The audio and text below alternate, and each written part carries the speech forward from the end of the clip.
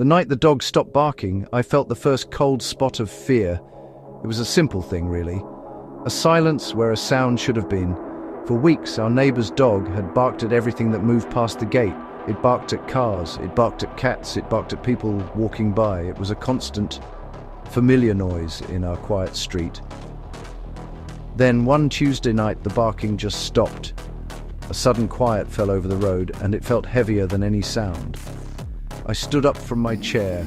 A strange feeling crawled up my spine. I walked to the window and looked outside.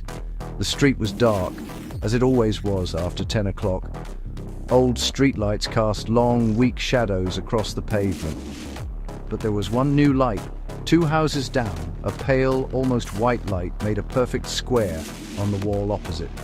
It was cold and sterile, not warm like a normal lamp. In the middle of that square of light, a man stood completely still. A dark silhouette against the pale glow. I could not see his face or any features. He stood there unmoving like a forgotten statue.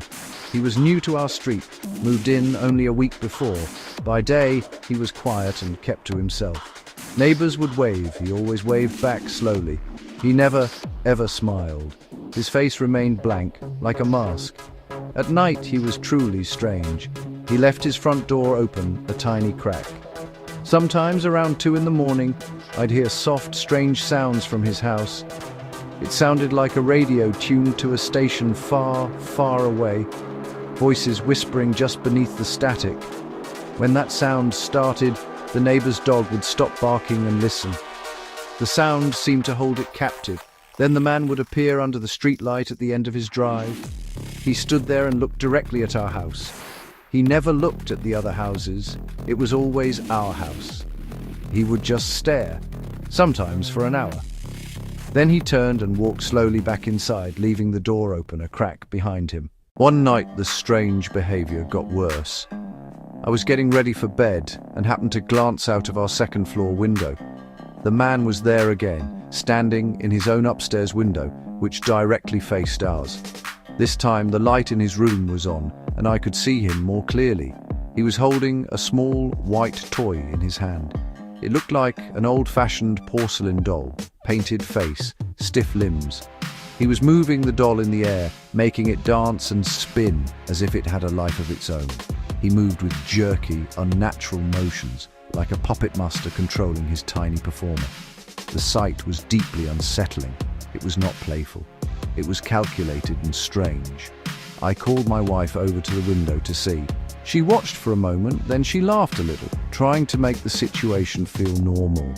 She said maybe he was a collector, or perhaps it was just a silly hobby. She told me not to worry about it, and that we should just make sure our doors were locked. We did. We checked every lock twice that night. The next morning, when I went to get the newspaper, I found a small folded note on our front mat. The paper was crisp and white. It had only one word written on it, in neat block letters: watch. We called the police straight away. The word on the paper felt like a threat, a cold promise. 2 officers came to our house. They were polite and listened to our story patiently. They looked at the note and asked us questions about the new neighbor. They went over to his house and knocked on the door, but there was no answer.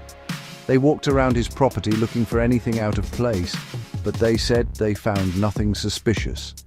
They told us there was not much they could do without more evidence. They advised us to keep our curtains closed and to call them again if anything else happened. The man stayed for 1 more week. During that time, the strange radio sounds continued at night, but he no longer stood under the streetlight. The doll did not appear in the window again. It was as if he knew we were watching him back. Then, just as suddenly as he had arrived, he was gone. A moving van came one morning, and by the afternoon the house was empty. We never saw him again, but for months after he left, we kept our curtains firmly closed at night. The silence from the dog's yard was a constant, chilling reminder of the man who moved like a puppet. The second story begins with a small, rhythmic sound. It was the gentle sound of a bare stick tapping on a wooden fence. It was a quiet, unassuming noise by day, but at night it was different. My neighbor, Mrs. Lane, was a sweet old woman who lived by herself next door. She spent most of her days sitting by her front window, drinking tea, knitting colorful scarves. One cool autumn evening, as the sun was setting, I saw a man standing by her fence. He was tapping it with a long, thin stick, slow and soft. Tap, pause, tap. She smiled warmly and gave a little wave through the glass. The man did not wave back. He stopped, looked at her, tapped once more, then walked away into the dark. I thought it odd, but dismissed it. A week later, Mrs. Lane missed her weekly knitting group. Her friends were worried. Carol went to check on her. She knocked. No answer. She called her name. Silence. The front door was locked from the inside. They forced the door open. A wave of cold air rushed out as the door swung inward. The house was unnaturally quiet. The kettle sat on the stove, ready to be boiled, the water cold and still. In the living room, Mrs. Lane's favorite rocking chair rocked by itself. Slow, steady rhythm. The chair was empty.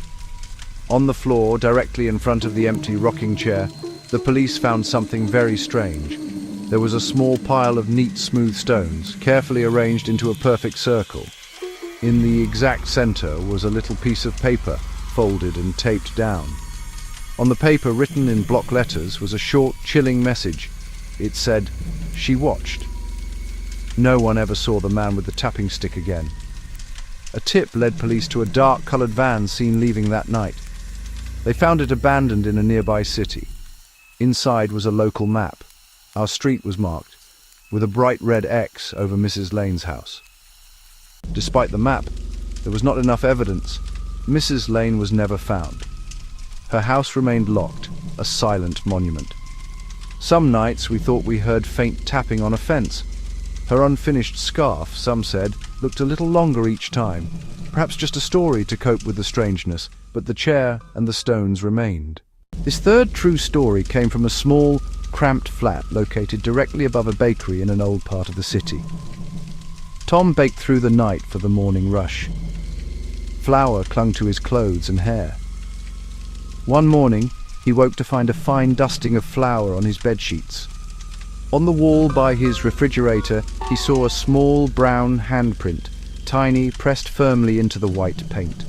Confused and worried, he knocked next door. The night clerk lived alone. No children, no visitors. Later, he found a small pair of children's shoes, tucked neatly into the stairwell corner. The neighbor arrived pale the next morning. He had heard a child laughing at 3 o'clock, clear and happy, like a little silver bell. He opened his door. No one was there. From then on, they listened and waited for the invisible child in the spaces between their flats. A few nights later, Tom woke to the pitter-patter of small feet above. The steps stopped over his bedroom door. A small shadow drifted across the thin ceiling, lingered, then faded. That night, his neighbor's old radio turned itself on, playing old-fashioned children's music. Underneath it, a folded note, messy, childish handwriting.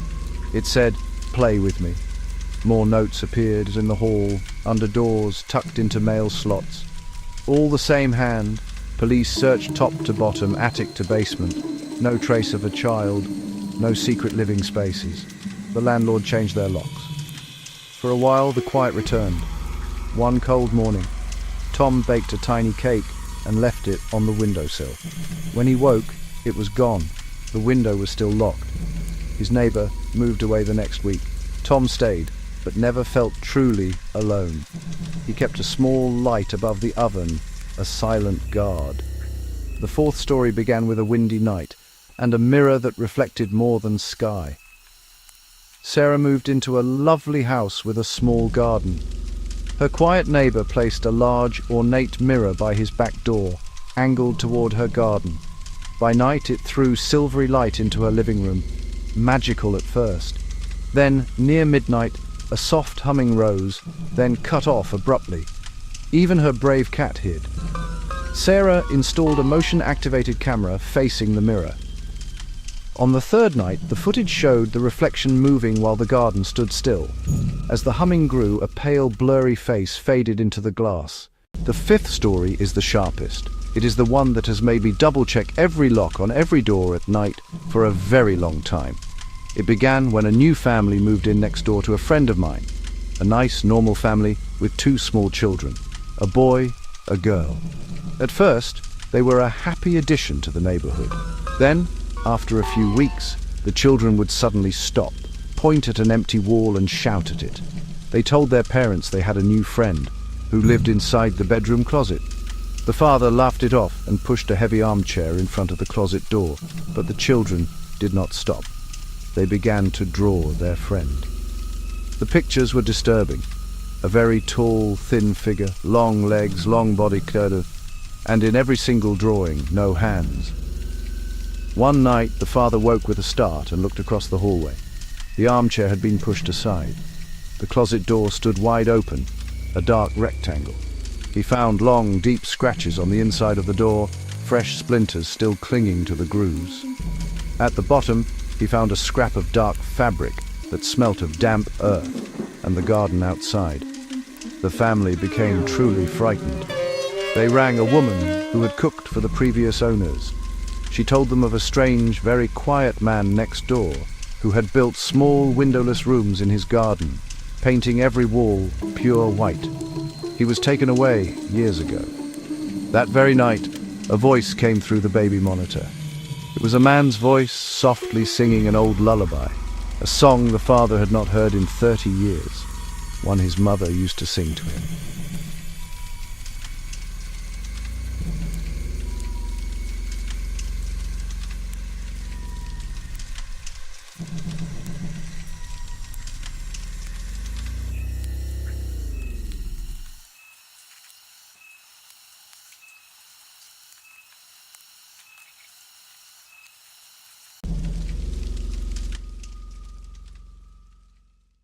These 5 stories are true, or at least they are told as true by the people who experience them.